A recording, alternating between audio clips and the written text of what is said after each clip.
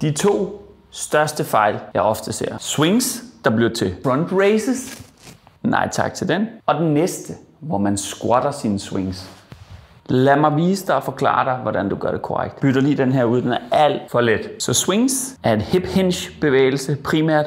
Det er baller, det er baglår. Numsen tilbage, let benbøjning, ret dig op igen. Forestil dig, at du skal sidde rumpen tilbage i en vaskemaskine. Du er tæt på kuglen, helt tæt. Cirka så håndtaget er hen over brysten. Starter vi lige med at få kuglen op. Helt op i nokkerne eller moster tissebøf. Herfra starter vi bare lige med at svinge den lidt. Næste. Skal den lidt højere op. Skuldrene, armene, de er bare kæder. Numsen lidt længere tilbage den her gang. Lidt højere op. Ikke helt op endnu. Bare mærk lige, at kuglen bliver vægtløs. Giv den lidt mere gas. Lidt mere. Så er vi her. Slap af i armene. Det er baller. Baglår. Hvis du så gerne vil have en rigtig god start, træder du lidt til væk fra kuglen. Vipper den. Ret ryg herfra. Ret ud. Swing. Let's go.